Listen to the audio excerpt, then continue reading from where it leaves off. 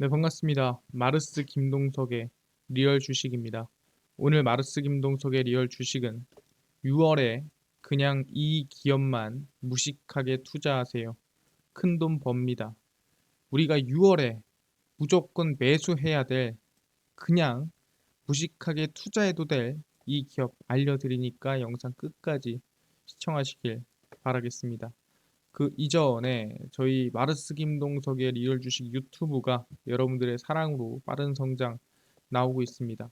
현재 구독자 74,700명이고 8만 명을 향해 달려가고 있습니다. 저희가 여러분들한테 너무 감사한 마음에 최근에 이슈가 되고 있는 전기차, 그리고 로봇, 그리고 자율주행, 시장 전망부터 관련주까지 총정리한 자료집을 무료로 나눠드리고 있습니다. 이 자료집 받고 싶다 하시면 영상 끝까지 꼭 시청하셔라 말씀드리고, 이 자료집은 제가 직접 만든 자료집입니다. 그래서 전기차, 로봇, 자율주행, 시장 전망부터 관련주까지 모두 무료로 정리해놨으니까 꼭 받아가셔라 말씀드리고, 이뿐만 아니라 여러분들한테 도움되는 영상들도 많이 찍어 드리니까 영상 시청하시고 유튜브 구독, 영상 좋아요, 그 다음에 댓글까지 남겨주시면 정말 감사하겠다 말씀을 드리겠습니다. 그럼 오늘의 영상 바로 시작하겠습니다. 바로 6월에 그냥 이 기업만 무식하게 투자하세요. 큰돈 법니다. 입니다. 일단 최근 가장 문제가 뭐냐면은 바로 저출산입니다. 상당히 심각하다란 부분이고, 저출산 고령화 심각합니다. 사실상 이어지는 부분이죠. 고령화가 많아지고 있다. 그러니까 나이가 많으신 분들이 늘고 있는데, 중요한 거는 나이 어린 친구가 그만큼 늘어난다? 그럼 상관이 없는 문제예요. 근데 나이가 어린 친구는 줄고 있는데 나이가 드신 분들만 늘고 있다? 그럼 사실상 이 부양 자체가 불가능해진다라는 겁니다.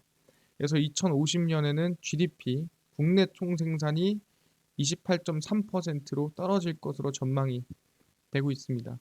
경제 활동을 수행하는 생산 가능 인구, 말 그대로 일을 할 수 있는 인구가 1% 감소하면 GDP가 0.59%가 줄어듭니다. 근데 2050년에는 인구가 감소함에 따라 GDP가 28.3%가 감소할 전망이다라고 보시면 될 것 같고요. 그러니까 수치를 대충 대입해 보면은 한 40에서 한 50%는 인구가 줄지 않나라는 전망이고요.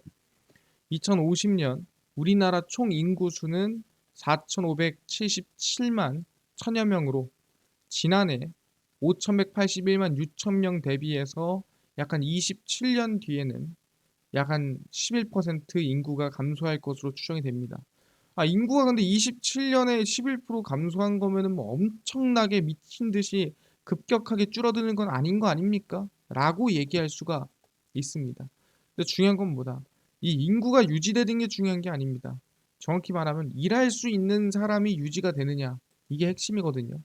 그러니까 이중 2050년 생산 가능 인구, 말 그대로 일을 할 수 있는 사람이 몇 명이나 되냐?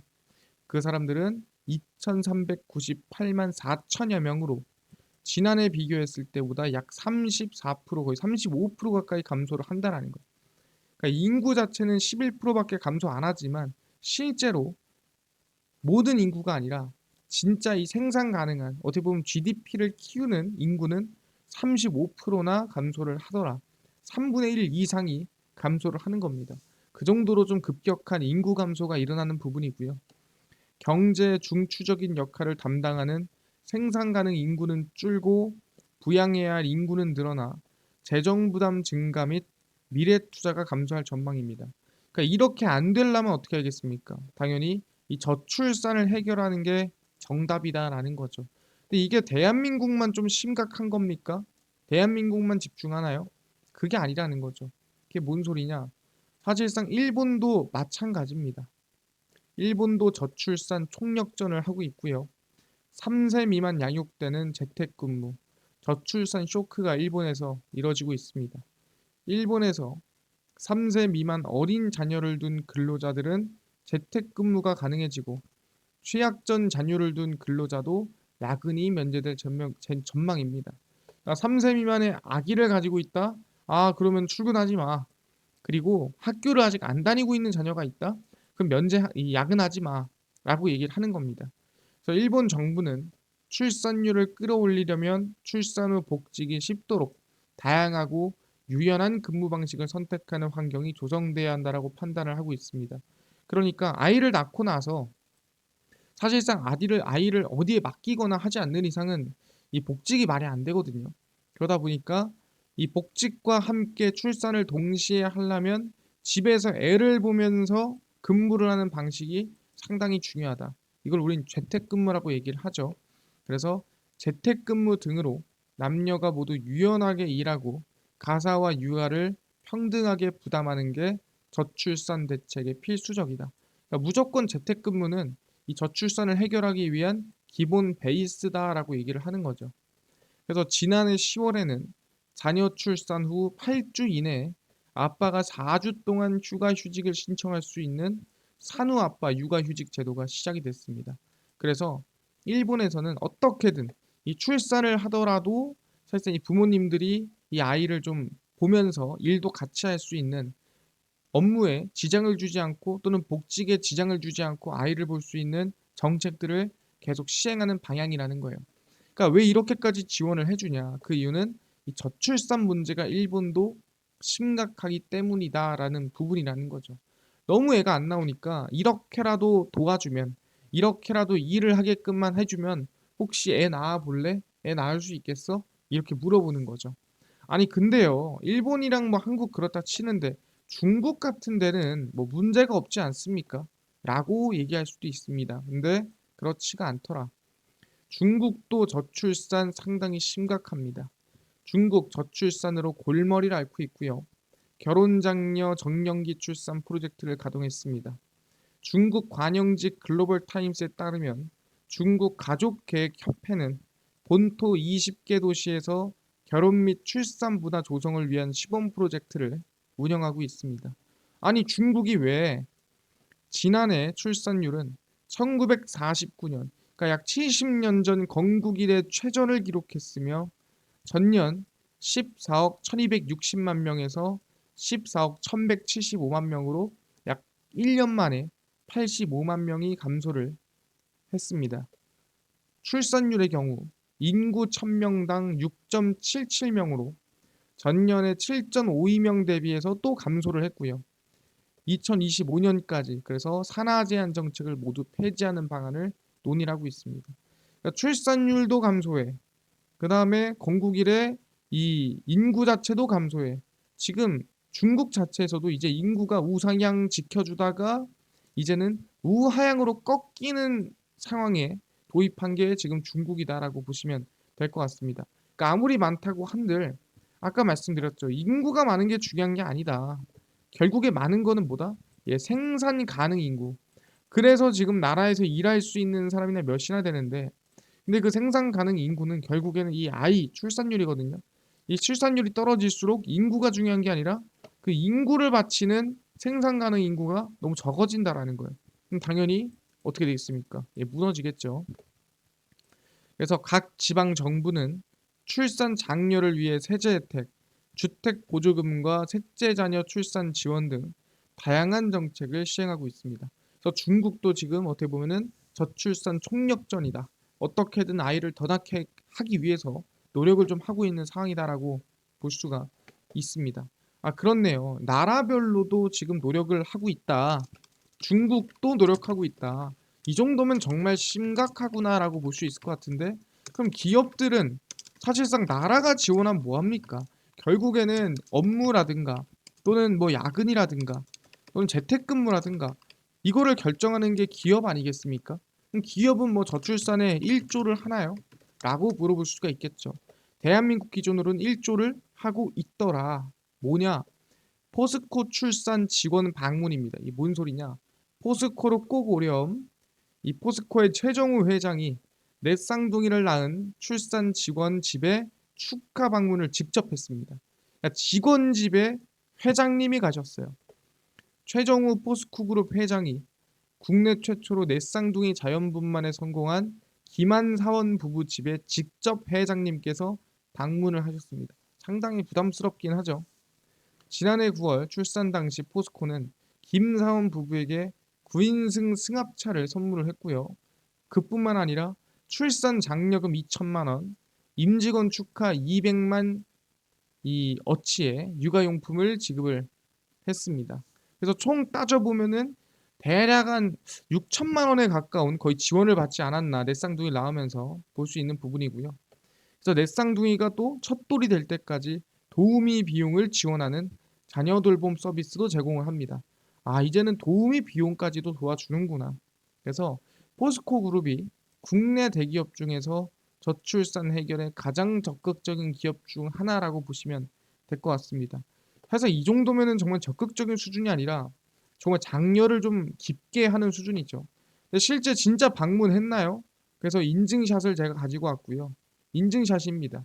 예, 포스코 최종호 회장님이세요. 예, 최종호 회장님이 이 넷쌍둥이를 보면서 상당히 기뻐하고 이 상당히 지금 호기심에 가득 찬 표정을 확인할 수가 있습니다. 그래서 실제 그 김한 부부 이 인스타그램에 올라온 얘기고요. 결혼하고 아기 낳았더니 집에 찾아오시는 남편 회사 회장님 해가지고 인스타에 이렇게 올리신 거예요. 대단하죠. 예, 진짜 방문을 한 겁니다. 이 정도로 기업도 저출산에 진심이다라고 볼 수 있는 부분이고요. 이뿐만 아니죠. 또 넷쌍둥이를 낳은 부부가 있습니다. 어디? SK온이죠. SK온에서도 넷쌍둥이를 낳았고요. 회사가 선물한 넷쌍둥이다. 좀 오버 섞긴 했지만 회사가 선물했다는 거. 왜? 직원 복지가 괜찮더라. 그러니까 애를 낳아도 내가 회사를 좀 여유 있게 좀 편하게 다닐 수 있는 복지가 있다라는 거예요. SK온 송리원 PM은 넷쌍둥이 출산을 했으며 포스코와 마찬가지로 9월에 출산을 했습니다.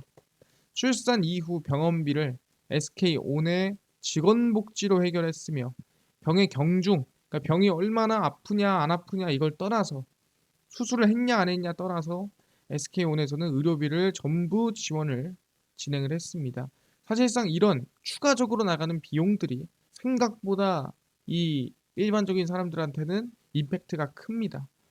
그리고 SK온에 상사의 결제를 받지 않고 자유롭게 쓰는 휴가 제도와 출퇴근 시간을 자유롭게 조절할 수 있는 근무제 때문에 어제 덕분에 좀 수혜를 입었다라고 볼 수가 있는 거죠.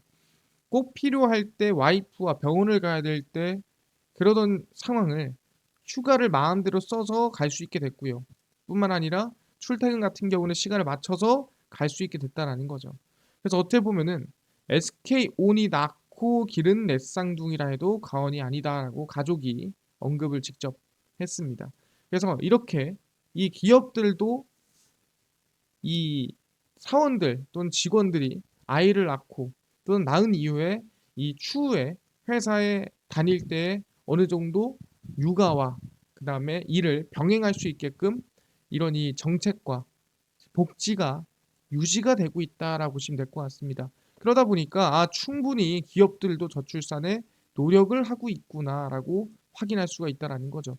근데 중요한 게 뭐냐? 아까 최종우 회장이 방문했습니다. 그럼 SK 회장은 방문 안 했습니까?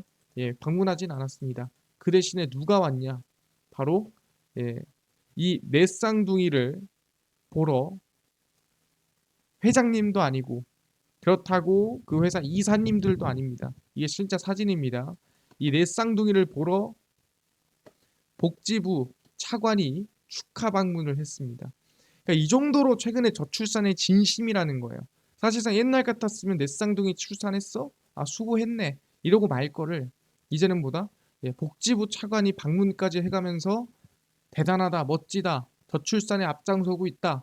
이렇게 격려를 해주고 어떻게 보면은 응원을 하고 있다라 보시면 될 것 같아요. 그래서 보건복지부 이길 제1차관이 최근 화제가 된 넷쌍둥이 출산을 축하하기 위해 SK온을 직접 방문을 했고요. 고위험 임산부, 영유아 건강지원제도를 지속적으로 발전시키고 임신과 출산이 누구에게나 행복한 경험이 되는 사회 조성을 노력하겠다라고 발표를 했고요. 최근 다둥이 및 이른둥이 출생 비율이 높아지고 있어 이들의 건강한 성장을 위해 생애 초기 지원이 확대돼야 된다라고 언급을 했습니다. 그래서 저출산 정책에 민관 협동으로 적극 대응을 하고 있는 상황이다라고 얘기를 하는 거죠. 근데 중요한 게 뭐냐? 확대돼야 한다. 노력을 해야 한다. 얘기하기보다 결론 난 게 없습니다. 그래서 이번에 결론을 좀 짓자 해서 법안이 올라갔습니다.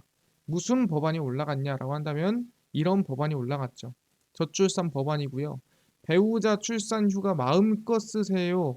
그래서 11개의 법안이 무더기 발의가 됐고요. 그 내용은 간단합니다. 앞으로 근로자가 사측, 회사의 눈치를 보지 않고 배우자 출산 휴가를 더 쉽게 쓸 수 있을 전망입니다. 근로자가 배우자의 출산을 이유로 휴가를 쓸 때 사업주의 청구라는 단어를 없애는 겁니다. 그러니까 청한다라는 게 뭐예요? 말 그대로 나 쉬게끔 좀 해줘 부탁을 하는 겁니다. 청구라는 거는 나 이거 이번에 애를 낳아가지고 쉽지 않거든. 그러니까 좀 쉬게 해줘. 청구를 하는 건데 이제는 뭐다? 청구가 아니다. 청구를 대신에 고지, 야 나 쉴 거야. 또는 통지, 야 나 쉴 거니까 찾지 마. 로 변경을 하자라고 하는 거죠. 그러니까 이건 어떻게 보면은 강제성을 띠는 거죠. 선택보다는 강제성을 띠는 방향으로 바꾸자라고 얘기를 하는 겁니다. 그래서 근로자가 사업주의 배우자 출산 휴가를 청구할 경우 10일 동안 휴가를 주도록 또 조항이 추가가 될 것으로 전망이 됩니다. 그러니까 나 쉴 거야. 그러면은 이거는 무조건 사업주가 줘야 된다는 거죠. 오케이. 그러면은 저출산이 심하고 하니까 애기 잘 돌보고 10일 뒤에 돌아오도록 해. 라고 해야 된다라는 거죠. 그래서 그 법안이 올라갔습니다. 근데 중요한 게 이거 너무 좀 강제 아닙니까? 라고 얘기할 수 있어요. 근데 이미 영국이라든가 프랑스라든가 아일랜드 같은 곳은 배우자 출산 휴가를 사업주에게 이미 고지하거나 통지하면 되게끔 정책이 만들어져 있어요.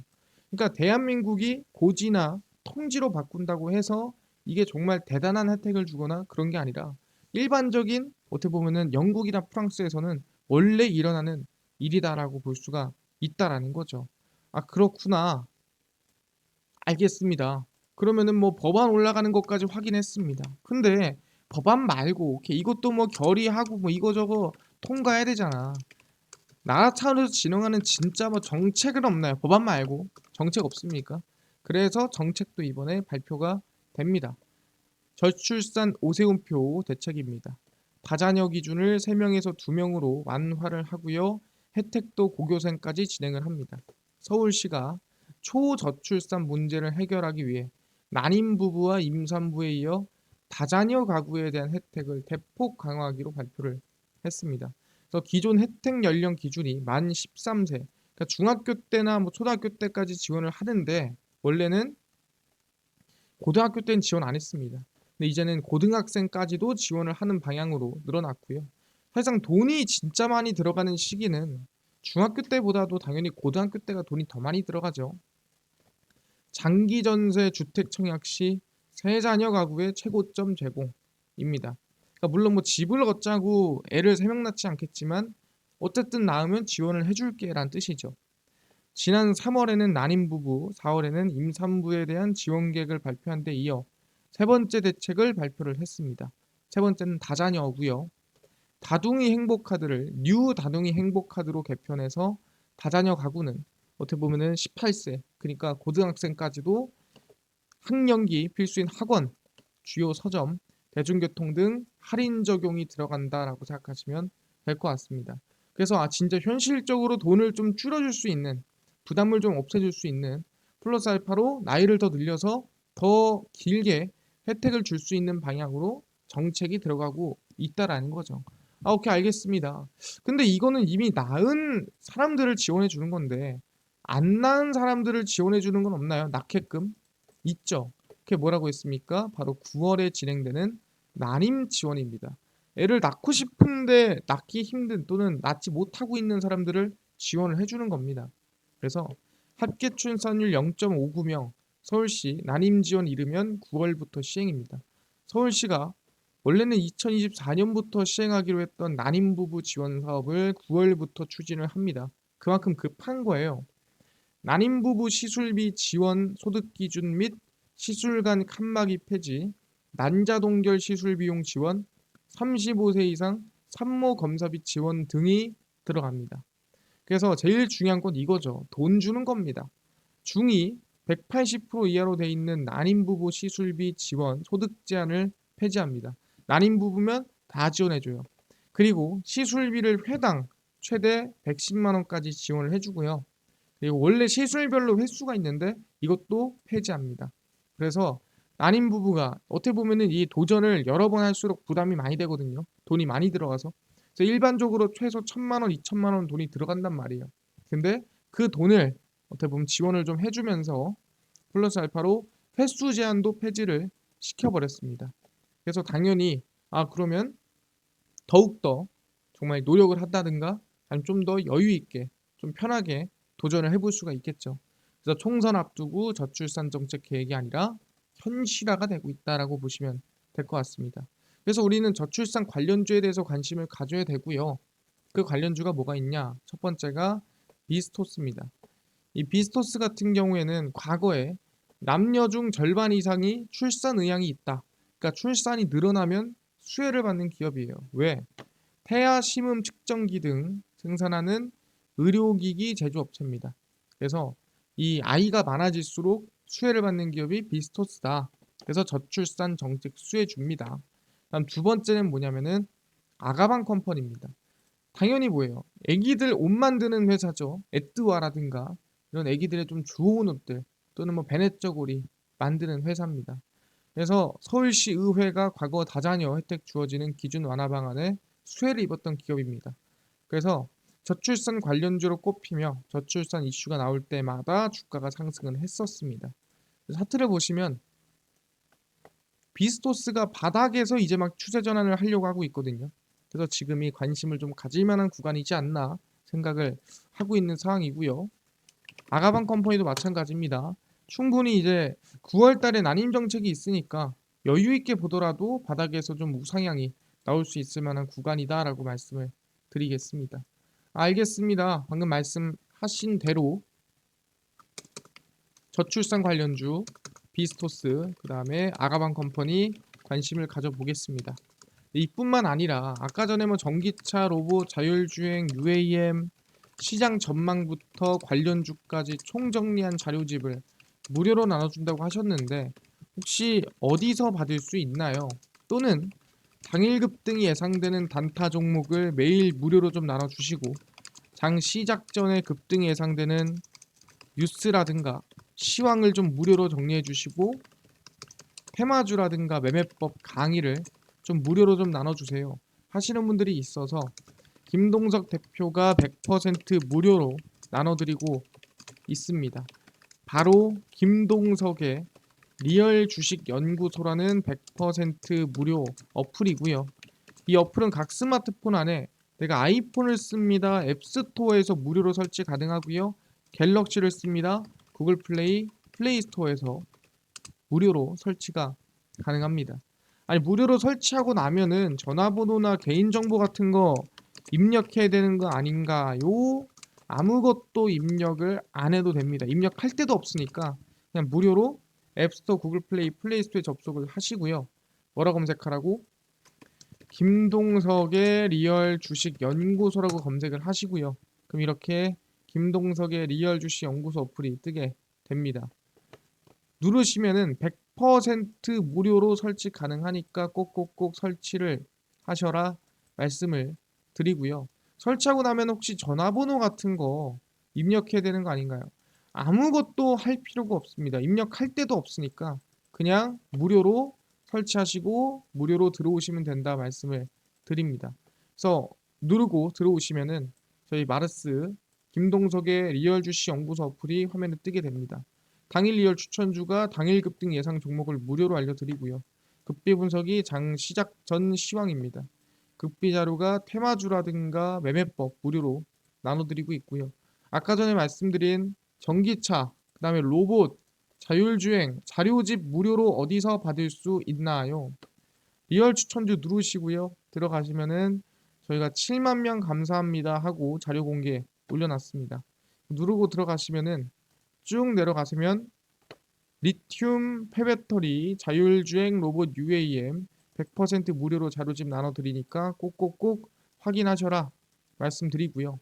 이뿐만 아니라 매일매일 보시면 5월 19일, 18일, 17일, 16일, 15일 추천주도 무료로 올려드리니까 확인하시면 큰 도움 될 수 있을 것 같습니다. 그래서 극비 분석은 장 시작 전 시황이고요. 해외 증시부터 국내 이슈까지 장 시작 전 이슈를 모두 직접 정리해서 무료로 올려드리고 있고요. 극비 자료는 당일 있었던 이슈 관련주입니다. 페라이트 관련주가 오늘 움직였대. 왜 움직였으며 어떤 관련주가 있는지 정리를 해드리죠. 다 무료입니다. 그래서 김동석의 리얼 주식 연구소고요. 평생 100% 무료 어플입니다. 그러니까 종목 시황 테마 주강이 다 무료로 얻어가시고 이뿐만 아니라 저희 마르스 김동석의 리얼 주식 유튜브 여러분들의 사랑으로 커갑니다. 구독자 8만 명을 향해 달려가고 있으니까요. 유튜브 구독, 영상 좋아요, 그 다음에 댓글까지 남겨주시면 너무나도 감사하겠다 말씀드리면서 다음번에 더 좋은 영상으로 찾아뵙도록 하겠습니다. 감사합니다.